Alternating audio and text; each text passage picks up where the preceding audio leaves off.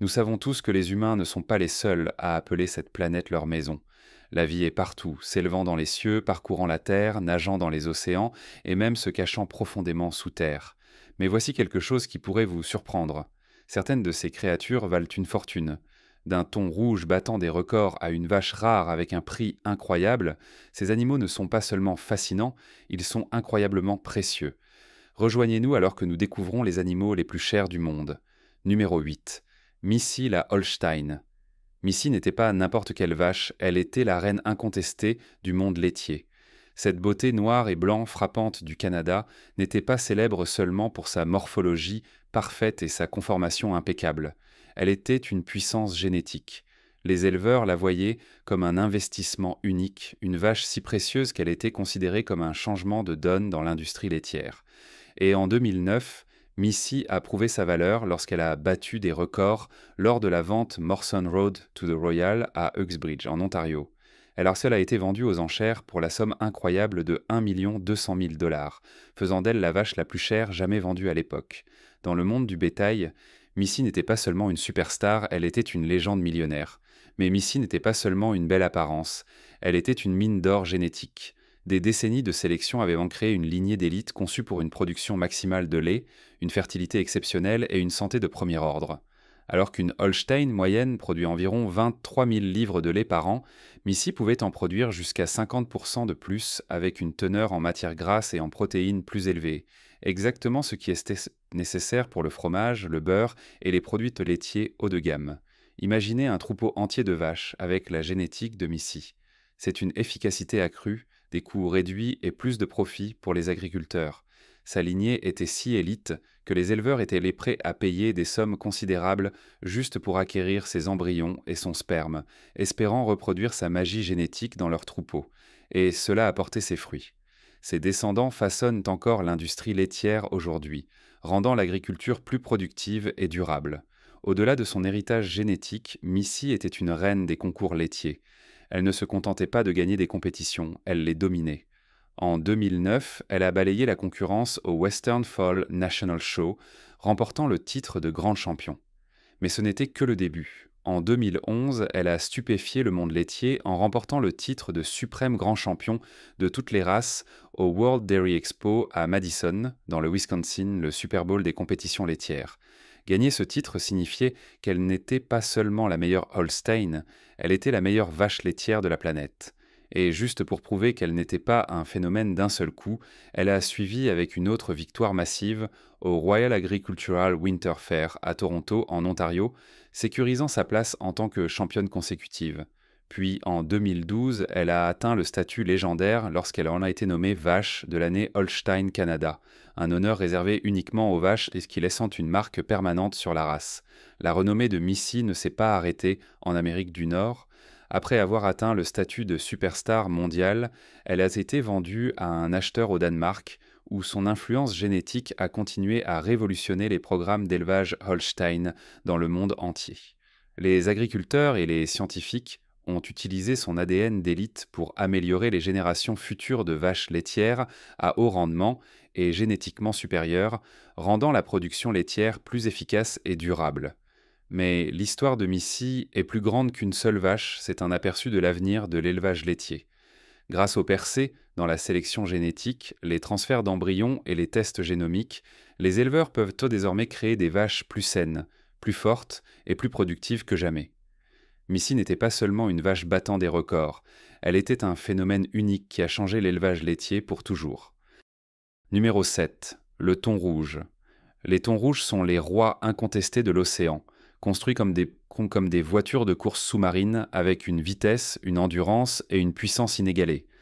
Ces poissons incroyables peuvent vivre jusqu'à 40 ans et parcourir tous les océans de la planète, couvrant parfois des milliers de kilomètres lors d'une seule migration. Contrairement à la plupart des poissons, ils sont à sang chaud, ce qui leur donne un avantage dans les eaux plus froides, leur permettant de chasser des proies dans des conditions qui ralentiraient d'autres prédateurs marins. Leurs corps sont parfaitement conçus pour la chasse, fuselés, en forme de torpille, avec des nageoires rétractables et des yeux qui s'alignent avec leur tête pour réduire la traînée. Ils peuvent en plonger à des profondeurs vertigineuses de plus de 3000 pieds et atteindre des vitesses allant jusqu'à 43 miles par heure, ce qui en fait l'un des poissons les plus rapides de la mer. Dès leur éclosion, ils sont des prédateurs implacables, se nourrissant d'écoles de poissons comme le hareng, le maquereau et même des calmars et des anguilles. Ce qui leur donne un avantage supplémentaire, c'est que les thons rouges ont la vision la plus acérée de tous les poissons osseux, leur permettant de repérer leur proie avec une précision incroyable même dans des eaux profondes et faiblement éclairées. Il existe 3 espèces principales de thon rouge: le thon rouge de l'Atlantique, le thon rouge du Pacifique et le thon rouge du Sud. Le thon rouge de l'Atlantique est le plus recherché, atteignant jusqu'à 4 mètres de long et pesant plus de 680 kg. Ces géants se trouvent dans l'océan Atlantique et la mer Méditerranée, qui est devenue le principal centre de pêche au thon rouge au monde. L'histoire de la Méditerranée avec le thon rouge remonte à des milliers d'années. Les Romains, Grecs et Phéniciens anciens vénéraient ces poissons et les représentaient même dans des œuvres d'art. Les techniques de pêche méditerranéennes traditionnelles comme les pièges à thon, qui remontent à l'Antiquité, sont encore utilisées aujourd'hui dans des endroits comme l'Italie et l'Espagne. Mais au-delà de leur puissance brute et de leur signification historique profonde, les thons rouges sont également devenus l'un des poissons les plus précieux de la Terre, en particulier au Japon, où la culture du sushi haut de gamme a fait grimper leur prix dans la stratosphère. Parmi les acheteurs de thon les plus célèbres se trouve Kiyoshi Kimura, mieux connu sous le nom de roi du thon. En 2019, il a fait l'histoire en payant la somme incroyable de 3 100 000 $ pour un seul thon rouge de 278 kg au marché aux poissons de Toyosu à Tokyo. Mais ce n'était pas son premier achat battant des records. En 2013, il avait dépensé 155 millions de yens pour un autre thon géant. Et en 2017, il a déboursé 632 000 $ pour un autre. Pourquoi paie-t-il des millions pour un seul poisson ? Plusieurs facteurs entrent en jeu. Tout d'abord, ces ventes se déroulent lors d'enchères à enjeux élevés, où des guerres d'enchères peuvent faire grimper les prix à des niveaux fous, alors que les acheteurs rivalisent pour le prestige. Deuxièmement, la taille compte. Les thons pesant plus de 600 livres sont incroyablement rares, et la rareté alimente la valeur. Troisièmement, l'emplacement est clé. Le marché aux poissons de Toyosu à Tokyo est la vente aux enchères de fruits de mer la plus célèbre au monde, et sécuriser le plus gros et le meilleur thon est un symbole de statut majeur, surtout pour les restaurants de sushi haut de gamme. Après tout le frisson, ce thon battant des records a été découpé et servi dans la chaîne de sushi de Kimura à des prix normaux. Numéro 6. Le mastin tibétain. Le mastin tibétain n'est pas qu'un chien, c'est une légende enveloppée de fourrure. Pendant des milliers d'années, ces gardiens massifs, semblables à des lions, ont veillé sur des monastères himalayens isolés, des tribus nomades et des villages entiers, les protégeant des loups, léopards des neiges et même des pillards armés. Avec leur épaisse crinière, leur profond aboiement tonitruant et leur présence inébranlable, on croyait autrefois qu'ils étaient des protecteurs sacrés, presque des êtres mystiques envoyés pour sauvegarder les terres du Tibet. Ces colosses canins font partie des plus grandes et puissantes races de chiens au monde. Pesant entre 45 et 72 kg, certains atteignant même un poids stupéfiant de 90 kg, ils peuvent dépasser la plupart des chiens avec plus de 66 cm au niveau de l'épaule. Mais ce n'est pas seulement leur taille qui impose le respect. Leur force de morsure écrasante, allant jusqu'à 550 livres par pouce carré, est suffisamment forte pour rivaliser avec celle d'un lion ou d'un loup, faisant d'eux l'un des chiens de garde les plus redoutables de l'histoire. Même Marco Polo, le célèbre explorateur du XIIIe siècle, a été stupéfait par leur taille et leur présence, les décrivant comme aussi grands qu'un âne avec une voix aussi forte qu'un lion. Les historiens croient que les mastins tibétains sont les ancêtres de plusieurs races modernes de mastins, y compris le Saint-Bernard, le Terre-Neuve et le Grand Pyrénées. Ces chiens étaient un des très prisés dans les temps anciens, souvent offerts en Ikulna à la royauté, aux seigneurs de guerre et aux empereurs, comme symbole de pouvoir et de prestige. Leur réputation de guerriers intrépides a même conduit certaines armées à les utiliser dans des batailles où ils chargeaient sans dans les rangs ennemis comme des machines de guerre implacables. L'une des caractéristiques les plus remarquables du mastin tibétain est son épaisse fourrure à double couche qui fonctionne comme un costume de survie arctique intégré. Cette fourrure dense leur permet de résister à des températures brutales, allant jusqu'à -50 °F, faisant d'eux l'une des races de chiens les plus résistantes au froid sur Terre. Leur fourrure contribue également à leur apparence semblable à celle d'un lion, en particulier dans les variétés dorées et rouges, ce qui explique pourquoi ils sont devenus un symbole de richesse et de statut en Chine. À l'apogée de leur popularité, des milliardaires chinois ont dépensé des millions pour ces chiens rares, croyant qu'ils apporteraient grande bonne fortune et prospérité. En 2014, un chiot mastin tibétain rouge a fait la une des journaux lorsqu'il a été vendu pour la somme incroyable de 1 900 000 $, faisant de lui l'un des chiens les plus chers jamais achetés. Certains de ces animaux de luxe vivaient plus somptueusement que la plupart des humains, séjournant dans des villas privées, voyageant dans des Rolls-Royce avec chauffeur, et même dînant avec des viandes importées de première qualité. Malgré leur statut luxueux, les mastins tibétains restent fidèles à leurs instincts anciens. Ce ne sont pas des animaux de compagnie typiques. Ces chiens sont des penseurs indépendants connus pour leur personnalité forte et presque obstinée. Contrairement aux races élevées pour l'obéissance, ils ne suivent pas aveuglément les ordres. Ils exigent le respect de leurs propriétaires et n'écouteront que quelqu'un qu'ils considèrent comme un leader fort. Historiquement, ils patrouillaient de vastes montagnes et des villages entiers, travaillant sans supervision humaine, prenant des décisions par eux-mêmes pour protéger le bétail et les familles. Cet instinct est encore fort aujourd'hui, ce qui signifie qu'avoir un mastin tibétain nécessite de l'expérience, de la patience et une main ferme. Fait intéressant, les mastins tibétains de race pure sont désormais extrêmement rares. Numéro 5.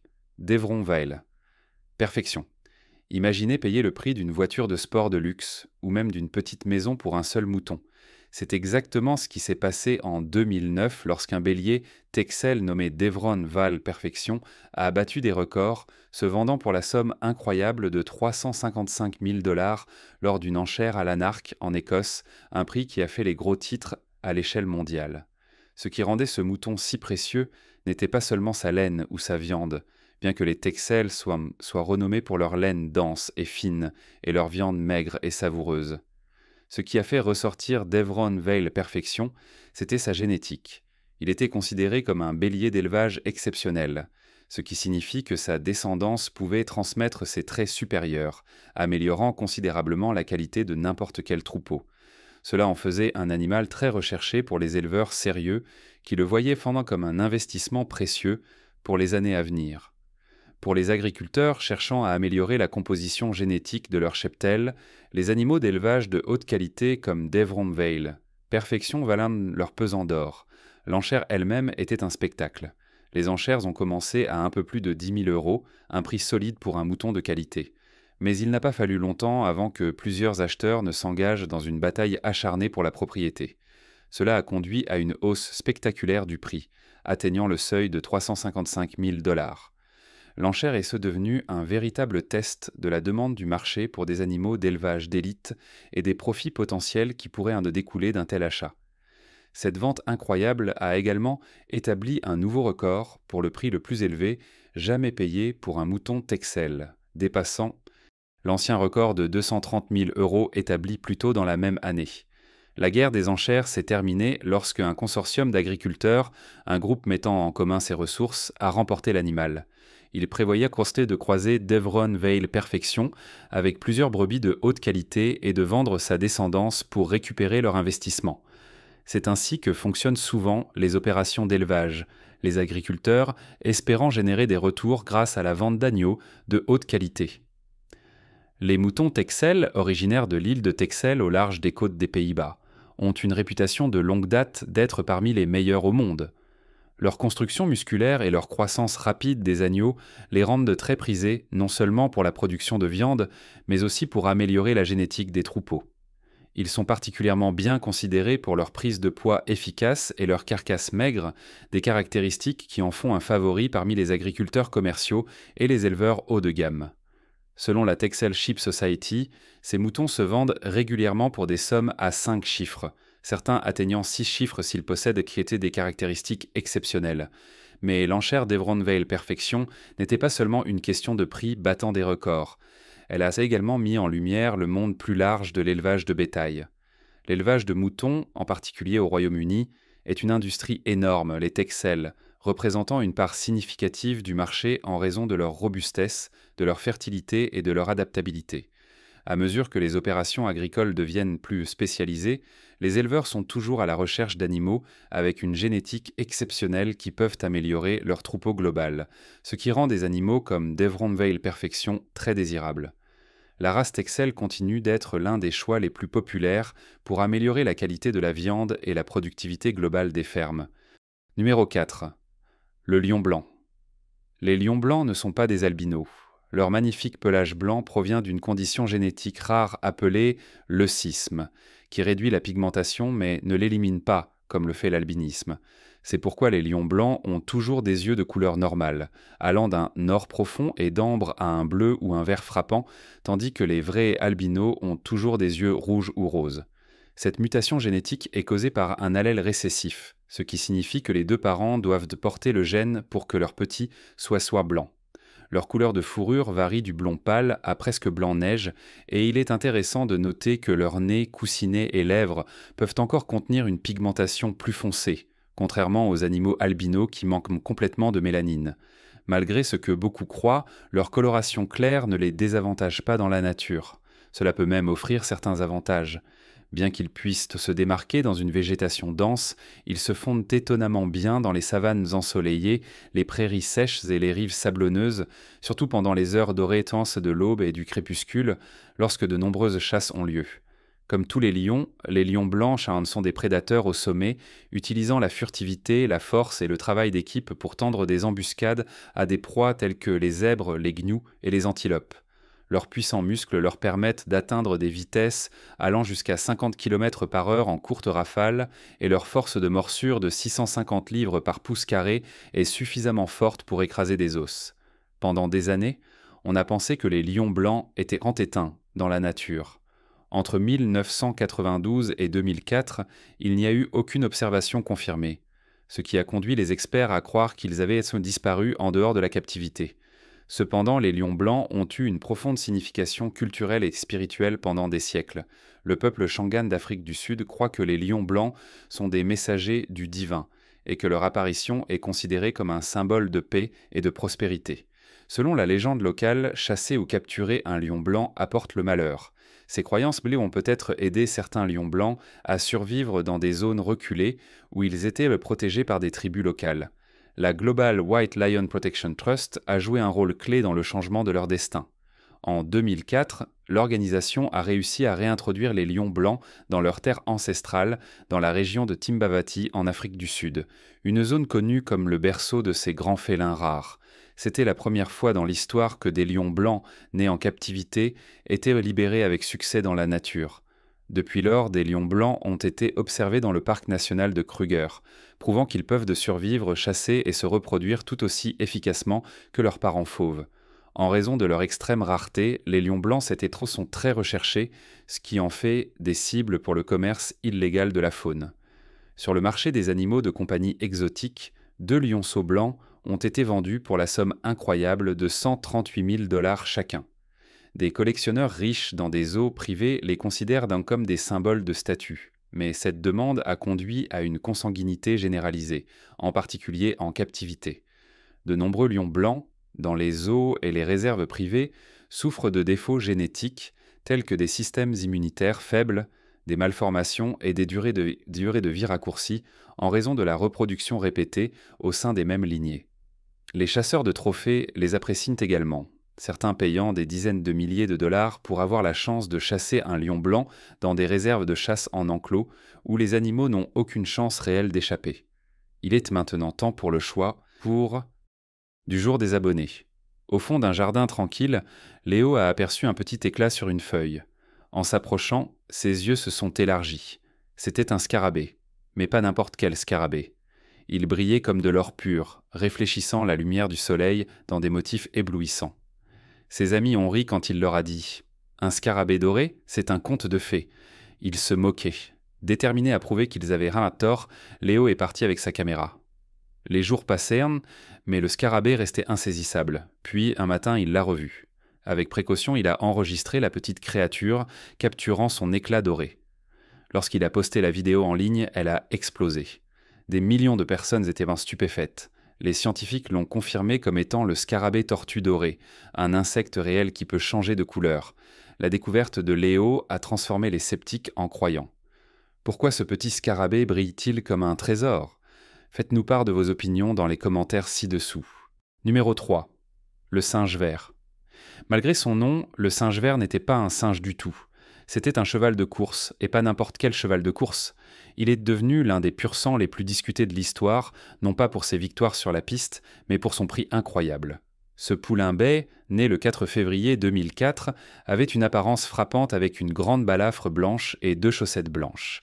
Il venait d'une lignée d'élite, issue de Forestry, un gagnant de grade connu pour sa vitesse, et de la jument Magical Masquerade, une fille du légendaire Unbridled qui a remporté le Kentucky Derby de 1990 et le Breeders' Cup classique. Avec un tel pédigré impressionnant, il n'était pas surprenant que le singe vert suscite un intérêt massif dans le monde des courses. Ce qui le distinguait vraiment, cependant, était son prix de vente record. En janvier 2006, lors de l'enchère Fossig-Tipton-Calder pour les pur-sangs de 2 ans, le singe vert a été vendu pour la somme incroyable de 16 millions de dollars, le prix le plus élevé jamais payé pour un cheval aux enchères. Sa vente a pulvérisé le précédent record de 13 100 000 dollars, qui avait tenu pendant plus de 2 décennies.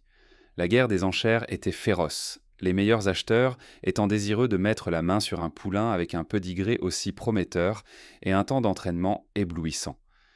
Il avait parcouru un furlong en seulement 9,8 secondes, une vitesse presque inouïe, faisant de lui l'un des chevaux les plus rapides jamais enregistrés lors d'une vente. L'inspiration derrière son nom était double.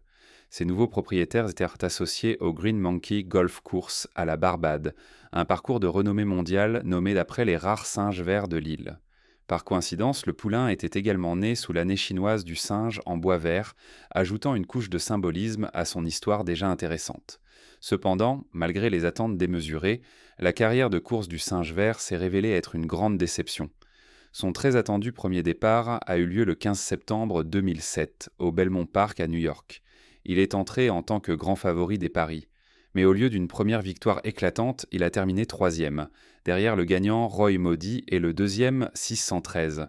Sa deuxième course tenue au Belmont le 13 octobre 2007 a été encore plus décevante.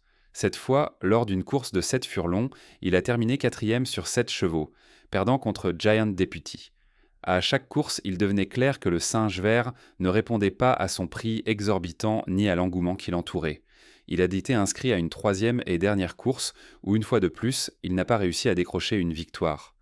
En conséquence, le 12 février 2008, ses propriétaires ont pris la difficile décision de le retirer après seulement 3 départs en carrière et 0 victoire. Malgré sa carrière de course peu brillante, le singe vert reste une figure légendaire dans l'histoire des courses de chevaux, non pas pour ce qu'il a accompli sur la piste, mais pour l'incroyable somme d'argent qu'il a commandée aux enchères. Il a été envoyé à l'élevage chez Hartley Dorenzo Thoroughbreds, à Ocala, en Floride, où il a engendré une poignée de poulains avant d'être retiré de la reproduction. Malheureusement, sa descendance n'a pas eu d'impact significatif dans le monde des courses. Numéro 2. Le Cacatoès noir. Le Cacatoès noir, également connu sous le nom de Cacatoès Goliath ou Grand Cacatoès noir, est un véritable géant parmi les perroquets, tant par sa taille que par sa personnalité. Originaire des forêts tropicales denses de Nouvelle-Guinée, des îles Aru et de la péninsule de Cape York en Australie, cet oiseau est une vue frappante avec ses plumes noires d'un noir de jet, sa crête imposante et ses taches rouges audacieuses sur les joues. Ces taches, en fait, ne sont pas seulement pour le spectacle. Elles changent de couleur en fonction de l'humeur de l'oiseau. S'il est excité, le rouge s'intensifie.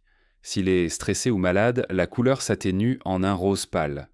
Mesurant entre 55 et 60 cm de long et pesant entre 910 grammes et 1,2 kg, le cacatoès noir est l'un des plus grands cacatoès et le plus grand perroquet d'Australie. Certains individus ont même été enregistrés à plus de 2 kg, ce qui les rend plus lourds que la plupart des perroquets dans le monde. Leur taille les place dans la même catégorie que l'ara-hyacinthe, le plus grand perroquet volant. Mais ce qui les distingue, c'est leur puissant bec surdimensionné, le plus grand de tous les cacatoès. Les mâles ont même des becs plus grands que les femelles, ce qui les aide à ouvrir habilement des noix et des graines dures.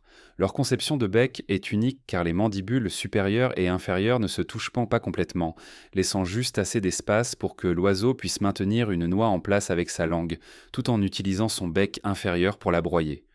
Cette adaptation spéciale en fait des champions pour manger des aliments à coque dure, bien qu'ils apprécient également les fruits, les baies et l'écorce des arbres.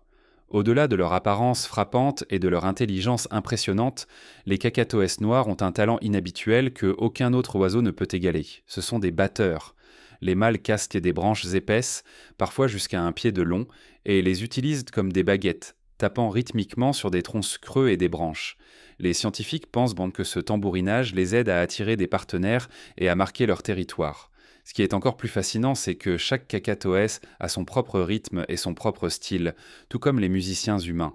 Cela en fait la seule espèce d'oiseau connue pour fabriquer et utiliser des instruments de musique, un comportement généralement associé aux primates et aux premiers humains. Posséder l'un de ces oiseaux, cependant, est un engagement sérieux. Avec un prix de 16 000 $ ou plus, il figure parmi les perroquets les plus chers du monde, réservés uniquement aux amateurs d'oiseaux les plus riches et les plus dévoués. Et ils ne sont pas seulement un animal de compagnie à court terme, ces oiseaux peuvent vivre jusqu'à 90 ans en captivité, ce qui signifie qu'ils pourraient facilement survivre à plusieurs générations de propriétaires.